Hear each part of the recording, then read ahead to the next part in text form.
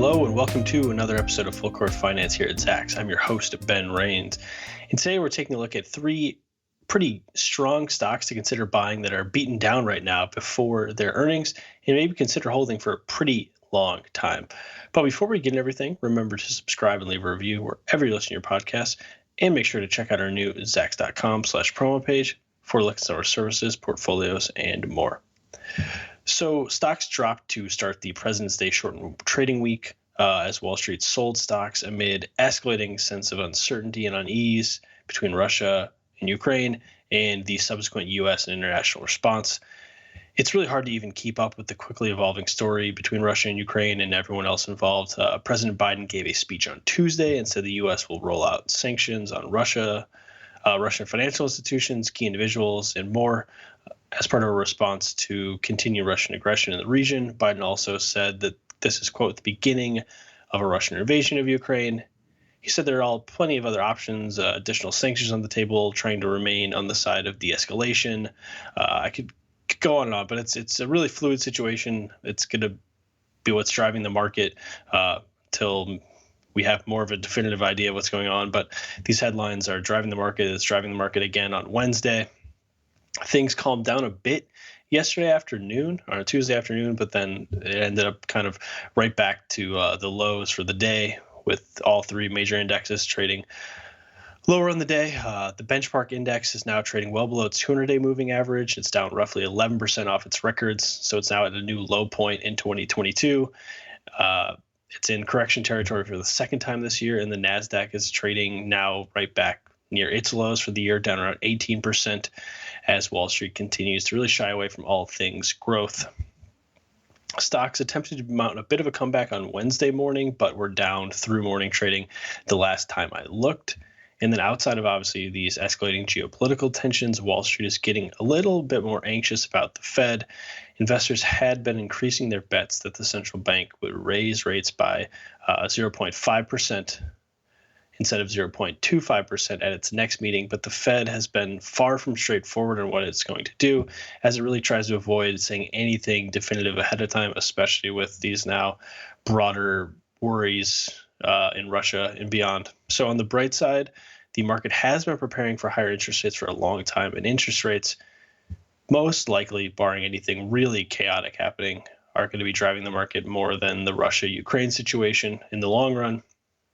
We should also note that the outlook for S&P 500 earnings, revenue, and margins are really rather impressive, all things considered. And we're in the heart of retail sector earnings, so we're going to get a lot more updates on supply chains and how things are shaping up. And we saw really strong January retail spending numbers, which is a great sign amid these rising prices. So overall, before we take a look at these three stocks to consider, the S&P 500 earnings picture is really strong. So for the quarter that's reporting now, which is Q4, we have all-time highs in terms of quarterly earnings, in terms of billions of dollars, almost $500 billion in quarterly earnings, which is topping last quarter, which was a record by far. And then by next year, we're going to see in Q3 of 2022, we're calling for another record at nearly $515 billion. So the earnings are continuing to grow. We're calling for another 10.5% earnings growth next year, and then another 10% on top of that in 2023, along with solid revenue growth. So just broader perspective, despite all of these near-term worries, still having earnings growth, still having revenue growth, and interest rates will remain historically low. So giving all of this context, we're going to take a look at three stocks that are all actually reporting next Tuesday, the 1st of March. And the first one of these three stocks to consider maybe buying ahead or right after earnings to consider holding for the long haul is Target, which trades on the ticker TGT, and its Q4 results are due out on Tuesday, March 1st, as I just mentioned. So it's worth noting before we look at Target that Walmart reported strong quarterly results last week that showed it was able to work through some supply chain challenges and keep its stocks fully shelved. And Wall Street rewarded that with some positivity after its release. Elsewhere, Home Depot suffered. So it's a little unclear exactly what's going to happen with Target, obviously, but if we'll dive into more of the company and then what to expect in Q4 and beyond, and where its stock price is trading and its valuation, all of that. So Target stock was on a huge run long before COVID, and then it soared for roughly a year and a half as consumers flocked to its one-stop shop offerings. That's various e-commerce options and more. Obviously, some investors might be worried they, quote, missed out on Target, yet the stock is currently sitting at really enticing levels for those with longer-term horizons, especially considering some of its solid fundamentals. So e-commerce growth helped the company do really well during the heart of the pandemic, and its offerings will see it succeed in a retail age where customers really want as many options as possible. Some people want to shop in stores, some people want to pick it up at the store, some people want to have everything delivered, and Target's letting people do whatever they want in terms of that front. So along with all of its new age shopping push, the Minneapolis-based retailer is focusing really heavily on its own in-house brands for everything from food to fashion and furniture and beyond. And its various store brands have succeeded because of its ability to adapt and stay on trend while remaining affordable. And Target's growing slate of in-house brands have helped it separate from rivals like Costco and Walmart within some key demographics. And Walmart's actually recently tried to go a little bit more towards Target's route in terms of some of these in-house brands for something like fashion. Despite coming up against extremely difficult to compete against a year of 20% revenue expansion in 2020 versus around 3.5% sales growth for several years leading up to that, Target continued its rapid sales growth during the first 3 quarters of 2021. So it's posted 23% sales growth in the first quarter, 10% in Q2, and then 13% in Q3. And its Q3 comps popped 13% on top of 21% expansion last year. So that's the most recent quarter, and its growth was really driven by a huge jump in in-store traffic as shoppers flocked back to locations, and people are just desperate to get back to their normal lives, which is good for Target and other retailers. And they're still spending, as we just saw in January. All of its segments remained strong as well. So looking ahead, our estimates called for its 2021 revenue to climb another 14% above last year's huge growth from 93.6, so 94 billion, all the way up to about 107 billion. Meanwhile, its adjusted earnings are projected to surge another 40%. Which would come on top of 47% earnings growth last year. More specifically, in Q4, we're calling for about 11.4% revenue growth and its adjusted earnings to climb about 7%.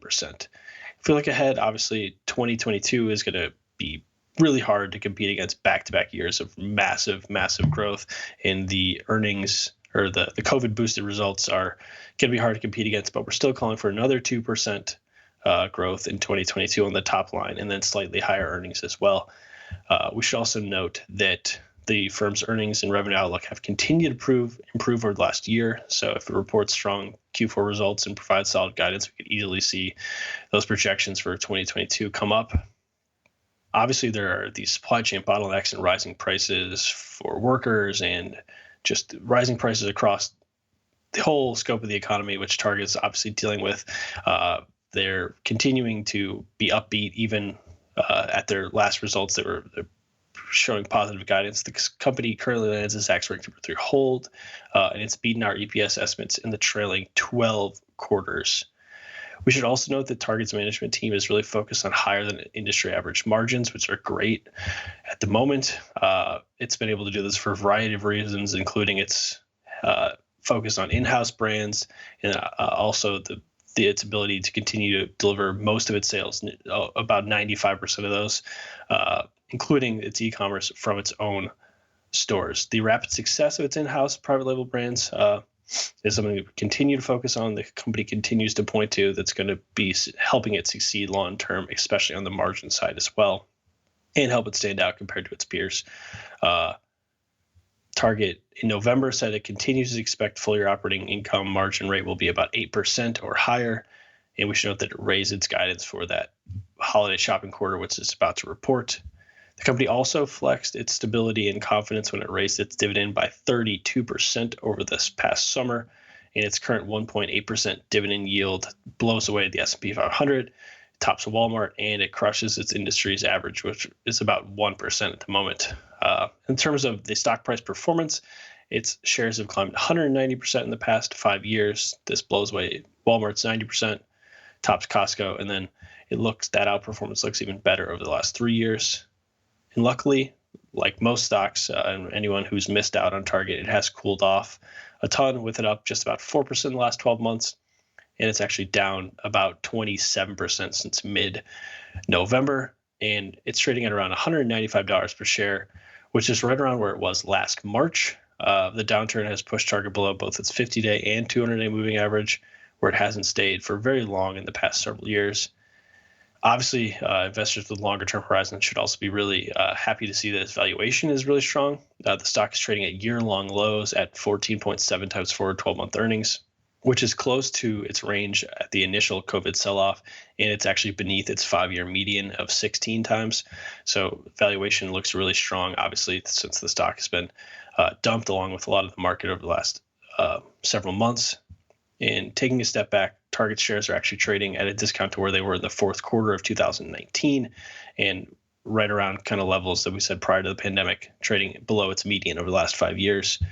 It's also trading at a 35% discount to its industry, despite that long-term outperformance. And Wall Street's also still really high on the stock overall, with 14 of the 19 brokerage recommendations that Zacks has coming in as strong buys, with the others coming in at holds. Investors might want to consider adding the stock ahead of earnings or right around earnings, but earnings can just be kind of a jumping off point to also assess how it did and what its guidance is. But long term, despite any of these near-term setbacks, Target might be a name you want to consider adding as a long-term investment for years and years and years to come, as part of a solid diversified portfolio, with this being a nice exposure to retail and broader consumer spending.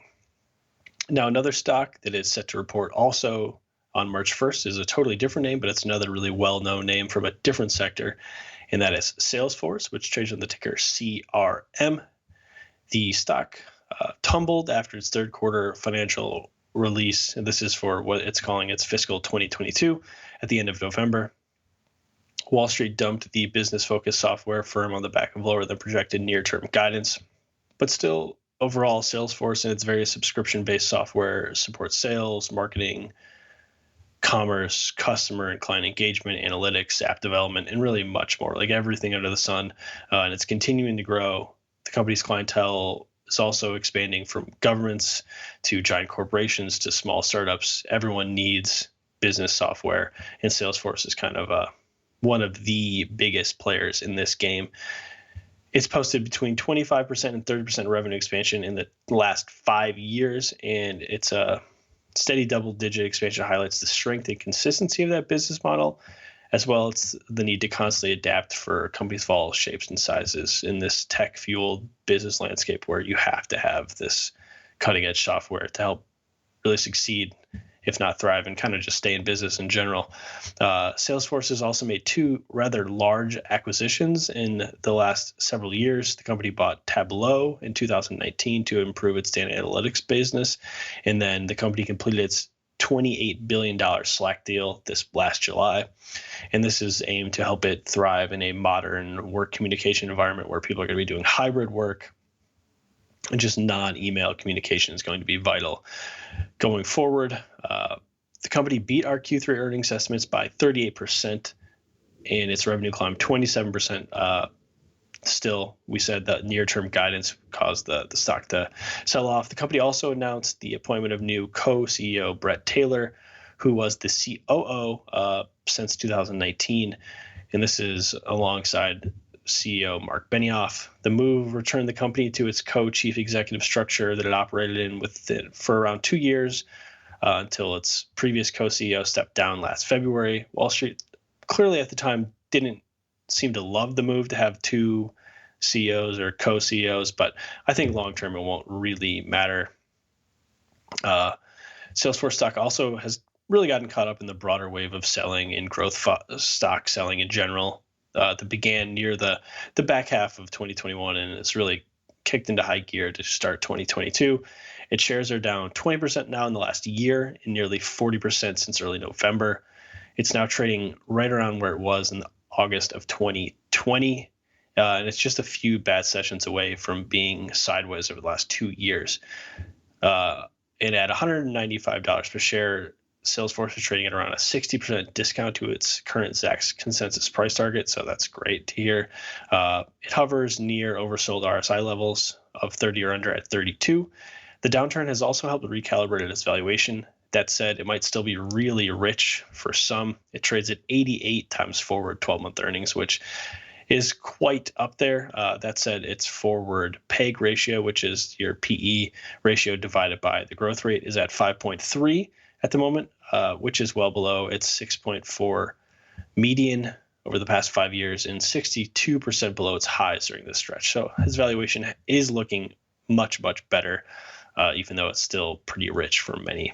But it's a growth-focused company that doesn't pay dividend. It's going all in on growth. As we can see, it's buying other huge businesses. So they're all in on growth for at least the near term. With this in mind, Zacks estimates call for its revenue to climb another 24% this year and then another 20% in FY 2023 to $32 billion. We should also note that its 2022 and 2023 consensus earnings estimates have climbed since its last report. The company's also crushed our EPS estimates by an average of 44% in the last 4 periods, which could be a good sign since its near-term earnings growth is somewhat disappointing. So it could easily beat in Q4 and then provides strong guidance.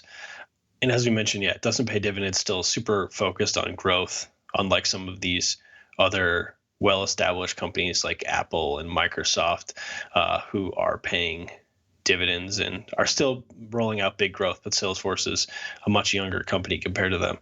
And overall, Wall Street's still really high in the stock with 23 of the 27 brokerage recommendations Zacks has as strong buys with nothing below a hold. Some investors might want to shy away from Salesforce for its valuation concerns and maybe until you actually start seeing a turnaround. But if you're a longer term investor and you want to be exposed to the broader enterprise software world that's not going out of style and it's just going to become more and more relevant and more necessary to every company that's really stable business model, recurring revenue streams, Salesforce seems like a solid play, even if you're a little worried about the valuation, and it's Zacks rank number 3 hold at the moment. And now the last stock we're going to look at is Builders FirstSource, which trades in the ticker BLDR. And once again, the company is set to report its Q4 results next Tuesday, March 1st. So all of these companies are reporting next Tuesday. So Builders FirstSource manufactures everything from roof and floor trusses to stairs and vinyl windows, custom millwork, doors, and really everything else in between. Along with its various products, the company offers design services, product installation, and turnkey framing. Overall, the company is one of the largest U.S. suppliers of building products, prefabricated components, and services to the professional market for new residential construction and remodeling. So new homes, new home remodeling, been a booming business during COVID and over the long haul. So it's steadily grown its revenue over the past decade, including multiple years of big double-digit expansion. The Dallas-based company operates in roughly 40 states with a market presence in 47 of the top 50 and 84 of the top 100 metropolitan statistical areas, so exposure to massive growth markets. The company also provides great exposure to various trends within housing and helps you play the entire housing market instead of trying to pick winners and losers within the individual home builders. The company has also obviously benefited, as we just mentioned, from the big boost in COVID spending during the housing market. Some are rightfully worried about rising interest rates, but the market is finally being driven by millennials who are starting families a bit later in life. And as we mentioned, the 10-year, I think we mentioned it up top, if not, the 10-year U.S. Treasury and the 30-year mortgage rates are still really attractive compared to their pre-COVID levels and even better historically. So just because they're rising off those COVID lows doesn't mean people are just going to not buy a house anymore. We're still millions of homes short of current demand, and we saw housing prices housing sales rise from December to January. So with this in mind, Zacks estimates call for its 2021 revenue to soar 130% from $8.6 billion all the way up to nearly $20 billion. This would come on top of last year's 18% sales growth. Meanwhile, its adjusted earnings are projected to skyrocket 208%. And this comes on top of, as we mentioned, a decade straight of impressive revenue growth, including multiple years of double-digit growth. Obviously, 2021 is going to be nearly impossible to follow up. And our estimates are calling for a pullback on both the top and bottom lines. But that said, the company could provide strong guidance, and that could easily change since the housing market's still really hot and these companies are dealing relatively well with supply chain setbacks. The company has also crushed their EPS estimates by an average of 71% in the trailing 4 periods, and its FY 2022 and 2023 estimates have continued to trend higher. This positive bottom line revisions activity helps to land Zacks ranked number 1 strong buy right now, alongside other strong grades for value and growth in our Salesforce system. And then in terms of its stock price movement, the stock has soared 470% in the past 5 years versus industry's 120% climb, and the S&P 500's 90% run. And then it's been on a really, really massive run over the last decade. And luckily for investors who missed out, the stock, like all of these names, and most of the market has cooled off. It's trading about 20% below its highs and 33% under its current Zacks consensus price target of $92 per share. And even though it's crushed its peers in the market and is on this relatively massive run over the last 5 years and the last decade, it trades at a 15% discount to its own 5-year median and over 52% below its highs at 10.1 times forward 12-month earnings. This is also marks a really massive discount to its industry, which is really highly ranked at the moment, which is trading at about 18 times forward 12-month earnings compared to Builders, which is at 10.1. Builders FirstSource also boasts a solid balance sheet, and on February 18th, it announced a new $1 billion stock buyback plan, which followed the completion of its previous $2 billion stock repurchase program that it initiated just last year. On top of that, 10 of the 11 brokerage recommendations that Zacks has are strong buys, with the other at a buy. So considering all the things we just talked about, Builders FirstSource might be another name to consider as a longer term play. All 3 of these stocks are in totally different sectors, different industries, and they've been beaten down.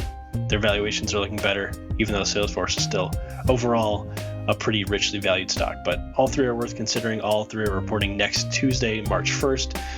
And that does it for another episode of Full Court Finance. Until next time, I'm your host, Ben Rains. And remember, if you have any questions, please feel free to shoot us an email over at podcast@zacks.com.